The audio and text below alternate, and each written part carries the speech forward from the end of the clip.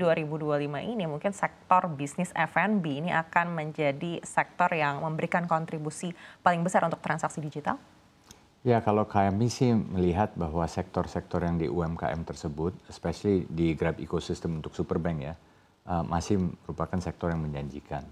Jadi kami melihat mudah-mudahan tahun 2025 ini pertumbuhan masih di atas 5%. Tentu aja kita mengetahui bahwa the biggest portion of the GDP itu adalah the C ya, the consumption. Jadi consumption itu memang berhubungan banyak sekali dengan UMKM di Indonesia ini. Kita mengetahui 60% lebih dari GDP itu dari UMKM. Pekerja di Indonesia itu 97-98% adalah di UMKM. Dalam salah satunya memang di F&B karena memang ekosistem di Grab di situ.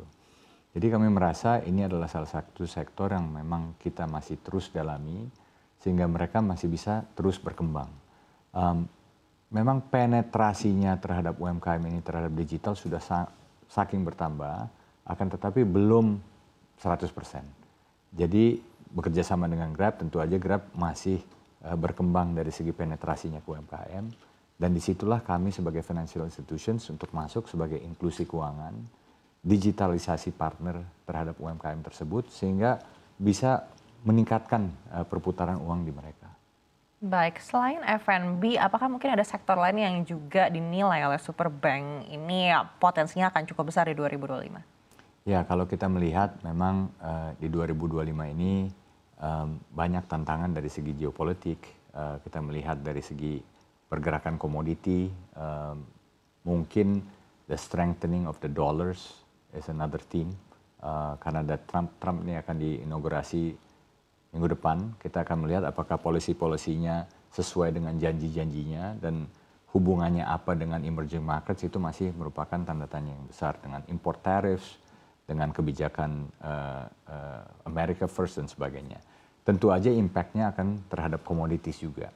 Dan kita mengetahui bahwa Indonesia itu, whether we like it or not, there is a lot of dependencies on commodities. Komoditi secara langsung ataupun secara tidak langsung. Jadi kalau misalnya kalau kita lihat dalam 20 tahun terakhir ini, Indonesia di mana commodities are doing well, Indonesia usually do well. Ya. Kalau commodities agak batuk-batuk, biasanya tuh agak batuk-batuk juga ekonomi Indonesia. Jadi kalau kita lihat dari seluruh struktur ekonomi, bukan hanya di commodities industri itu sendiri, tapi di peripheral industries.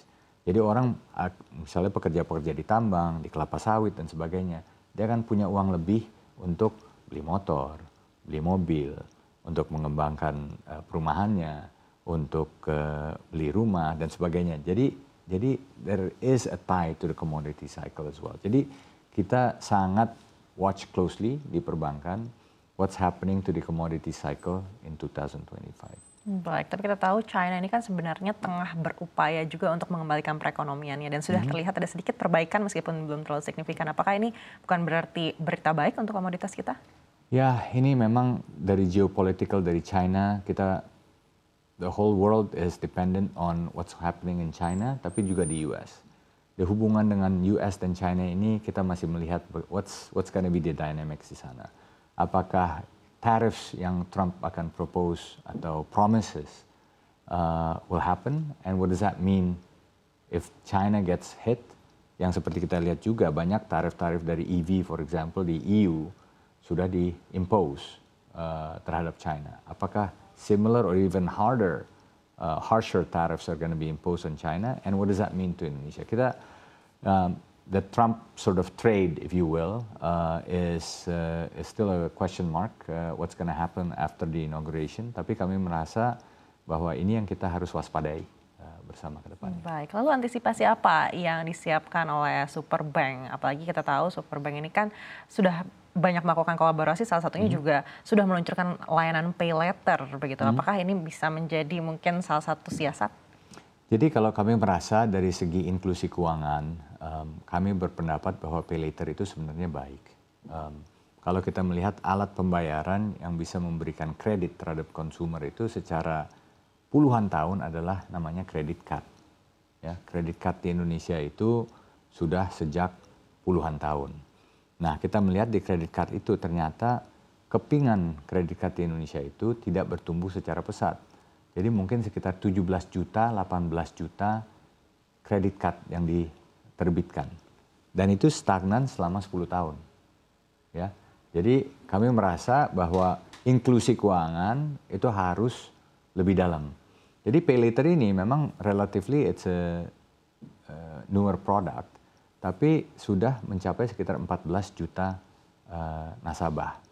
Jadi bayangkan 17 juta, 18 juta kredit card, by the way 17 juta, 18 juta itu bukannya per customer ya, karena tiap customer mungkin Aneka punya 2 atau 3 kredit card, biasanya dibagi 2,5, jadi mungkin nasabah kredit card itu sendiri mungkin sekitar 8-9 juta saja. Pay later itu udah 14 juta. Jadi penetrasi terhadap masyarakat itu lebih bagus dan juga memberikan learning supaya mereka bisa akses kredit. Baik, kita pay later dan juga Superbank melihatnya begitu. Dan kita tahu OJK juga menyatakan syarat pengajuan untuk pay later dan pindar atau pinjaman online ke depannya ini akan diperketat. Apakah menurut Bapak ini akan menjadi salah satu tantangan juga? Saya rasa regulasi yang sehat itu diperlukan memang. Karena kita mengetahui bahwa masyarakat yang di bawah ini memang edukasi terhadap keuangannya, apalagi peminjaman keuangan itu memang masih sangat lemah. Jadi saya tahu ada beberapa regulasi yang diperketat dari umur dan dari segi capability dan sebagainya. Saya rasa baik-baik aja. Karena kita mengetahui bahwa kalau misalnya the start of your journey on financing itu sudah kejedot merekanya istilahnya ya, mereka tidak tahu rambu-rambunya dan mereka tidak tahu, waduh ini ternyata menjerat saya, itu bahaya sekali untuk masyarakat ke depannya. Jadi dengan regulasi yang agak diperketat tapi tetap membuka peluang untuk inklusi keuangan tersebut, saya rasa baik-baik saja. Baik, apakah ini artinya memang performa pay later di Superbank sejauh ini cukup impresif? Kami terus terang, kami bekerja sama dengan beberapa partner untuk pay later. Kami bekerja sama dengan beberapa institusi keuangan lainnya. Dari segi pay later kaminya sendiri belum terbit, tapi kami sudah mulai dari piloting terhadap flexi loan terhadap nasabah-nasabah ataupun the Grab ecosystem tersebut. Nah, apakah bentuknya nanti seperti pay later dan sebagainya, memang itu dari segi product development kita masih kaji, akan tetapi kerjasamanya tersebut terhadap institusi lain kami sudah mulai. Baik, lalu bagaimana dengan produk lainnya seperti produk switching misalnya BI Fast, apakah juga performanya cukup baik? Oh sangat baik. Kita mengetahui sendiri mungkin increase dari transaksi BI Fast secara general mungkin 60-70% ya secara umumnya dan akan meningkat lagi. Jadi kalau dari Superbank sendiri most of the transactions itu memang melalui BI Fast. Kita juga memberikan kemudahan tersebut, sekali lagi dari inklusi keuangan kami memberikan kemudahan terhadap nasabah itu 200 kali transfer for free untuk sebulan. Jadi kami merasa bahwa ini untuk mendorong mereka untuk terus melakukan digital payments di perbankan. Baik.